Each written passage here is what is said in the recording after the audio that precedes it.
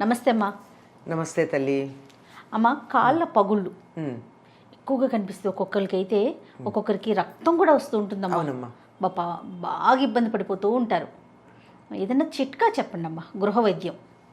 అమ్మ, కాళ్ళైనా ఒళ్ళైనా పెదిమలైనా ఏవైనా ఎందుకు పగులుతాయి? బయట వాతావరణానికి శరీర ఉష్ణోగ్రతకి మధ్య తేడా ఉండడం వల్లే కదా. అందువల్ల దాన్ని కొంచెం సరి చేసుకోవాలి. సాధారణంగా మనకి కాళ్ళకి పగుళ్ళు వచ్చాయంటే పైన ఏదో ఒకటి రాచుకోండి, పగుళ్ళు పోయేటందుకు మందు రాచుకోండి, ఒక ఆయింట్మెంట్ ఏదన్నా పెట్టుకోండి, ఇట్లాంటి మాటలు వింటాం కదా. కానీ వైద్యుల దగ్గరికి వెళ్తే వాళ్ళు చెప్పేది ఏమిటంటే అది చెయ్యండి, బాగానే ఉంది, లోపలికి కూడా మందు తీసుకోవాలి, ఇంటేక్ కూడా ఉండాలంటారు. లోపలికి కూడా తీసుకోవాలి.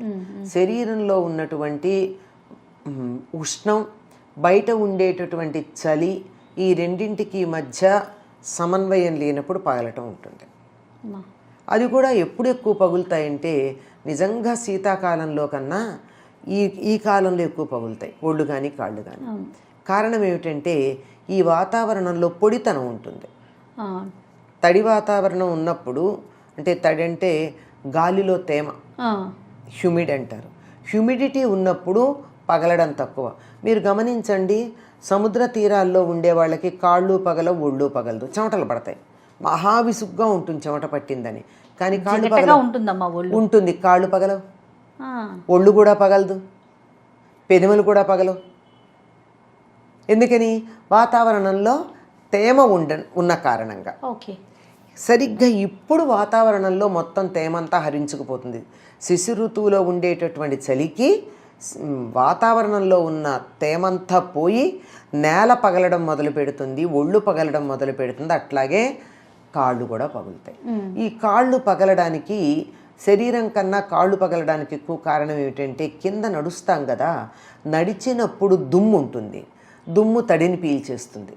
శరీరం మీద కన్నా కాలికి దుమ్ము అంటుకుంటుంది ఎక్కువ, శరీరం మీద పడే తక్కువ.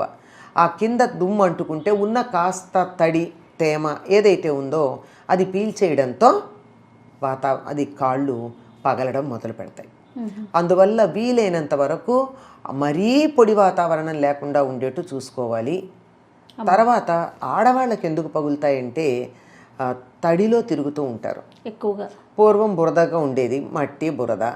ఇప్పుడు ఇల్లంతా బాగా పాలరాళ్ళలో ఏరాళ్ళలో వేయించుకున్నా వంటింట్లో తడి లేకుండా ఉండడం చాలా కష్టం. ఎక్కడో అక్కడ తడిలో ఎక్కువసేపు కాళ్ళు ఉంటాయి. ఆ తడిలో ఉండి ఉండి ఉండి ఉండి ఒక్కసారి ఎండేటప్పటికల్లా ఆ పైన ఉండే కాస్త ఆ చమురు లాంటి పదార్థం కూడా పోయి వాతావరణంలో ఉన్నటువంటి పొడితనానికి కాళ్ళు పగులుతాయి. ఇది కారణం. ఈ కారణం అర్థం చేసుకుంటే దీని నుంచి మనం ఎలా బయటపడవచ్చు అన్నది తేలిగ్గా కారణం తెలిస్తే కదా అర్థమయ్యేది. దీనికి ఏం చెప్తారంటే కాళ్ళకి ఏదన్నా జిడ్డుగా ఉండే పదార్థం, అంటే పూర్వకాలం కొద్దిగా కొబ్బరి నూనె, నువ్వుల నూనె, ఆమదము రాచుకునేవాళ్ళు. అలా రాచుకుంటే మనం ఇప్పుడు ఇష్టం లేదు మనకి రాచుకోవడం, ఎందుకంటే అసలు తలకే పెట్టుకోంగా నూనె. ఆ కాలికి అలా పెట్టుకునేటప్పటికల్లా బట్టలకి అంటుకుంటుంది, బెడ్షీట్స్కి అంటుకుంటుంది, వాసన వస్తుంది.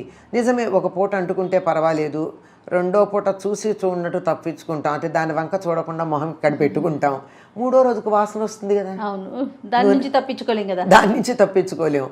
అందువల్ల దానికి ఇష్టపడరు. అందుకని చాలామంది వైద్యులు చెప్పినటువంటి మార్గం ఏమిటంటే కాలికి నూనె రాచుకుంటారు. నూనెల్లో కూడా శ్రేష్టం ఏమిటంటే నువ్వుల నూనె. 3-4 చుక్కల కన్నా ఎక్కువ అక్కర్లేదమ్మా, ఊరికే ఇంతంత రాయక్కర్లా వాసన వచ్చేట్టు. ఊరికే 3-4 చుక్కలు ఇట్లా తీసుకుని చేతికి ఇట్లా అనుకుని ఈ చేతికి ఈ కాలికి రాచుకుంటే అతి కొద్ది నూనె ఉంటుంది.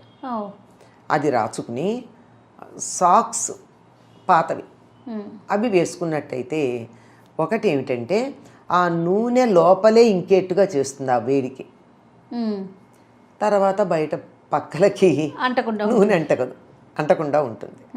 అందువల్ల మెత్తబడుతుంది కాలు ఎప్పుడైతే మెత్తబడిందో మర్నాడు పొద్దున్న లేచినప్పుడు కాస్త దాన్ని గట్టిగా రుద్దుకుంటే పోతుంది. అప్పటికే ఇంతంత బారు, ఇంతంత లోతు పగుళ్ళు ఉంటాయి కొంతమందికి. అవును. అట్లాంటప్పుడు గట్టిగా ఏ ప్యూమిన్ స్టోన్ పెట్టో రుద్దుకోవచ్చు. లేదంటే పూర్వకాలం పెద్దవాళ్ళు చేసిన పని ఏమిటో తెలుసా, బయట ఉండేటటువంటి నాపరాళ్ళు ఏవో ఉంటాయి కదా, అవి కొద్దిగా గరుగ్గా ఉన్న చోట కాలుని ఇలా మడమని ఇలా అనేస్తూ కూడా పోతాయి ఇప్పుడు మెత్తగా ఉన్నప్పుడు. అందుకని ఈ మెత్తగా ఉండడానికి సాక్స్ వేసుకోమంటారు. ఇంకా బాగా సాక్స్ వేసుకుంటే కూడా మనకు అంత బాగా ఫలితం లేదనిపిస్తేట ఆధునిక కాలంలో చేయమని చెప్పారు. It's not decent but it works out. Okay, ఏంటమ్మా? Plastic cover. ప్లాస్టిక్ అసలు గాలి లోపలికి పోదుగా, కనీసం సాక్స్ కన్నా పెడుతుంది. కానీ ప్లాస్టిక్ కవర్ తీసుకుని పాదాన్ని కవర్లో పెట్టేసి చాలా జాగ్రత్తగా క్లోజ్ చేయండి. మరీ గట్టిగా క్లోజ్ చేశారనుకోండి గాలి వెళ్లకుండా, అంటే రక్త ప్రసరణ కూడా జరగదు. కానీ ఇలా చేసేసి గాలి లోపలికి వెళ్లకుండా జాగ్రత్తగా ప్యాక్ చేసి కూర్చోండి. ఒక గంటన్నరలో కాలికి చెమటలు పట్టి చెమటలు కారుతాయి కవర్లోకి. అంటే దీనికి సంబంధించి సర్జికల్ షాప్లో కాస్ట్లీవేవో దొరుకుతాయట కూడా. ఓకే, అంత దాకా వెళ్ళే బదులు అర్జెంటుగా కావాలంటే అది లోపలికి పాదాల పై భాగం అనుకోండి, అడుగు భాగానికి ఉండదు, పై భాగానికి చెమట పట్టి అది మడమల దగ్గర నుంచి లోపల వైపు కారణం కనపడుతుంది. అలా చెమట పట్టేదాకా అలా గనక ఉన్నట్టయితే అప్పుడు అసలు నిజానికి ఆ చెమట పట్టే సమయానికి రాచుకున్న నూనె ఏమీ మిగలదంతా ఇంకిపోతుంది. అవును, ఆ చెమట పట్టేటప్పటికి ఆ వేడికే లోపలికి ఇంకిపోతుంది. ఆ విధంగా ఇంకిపోతే కాళ్ళు ఆ డ్రైనెస్ పోయి మెత్తబడుతుంది.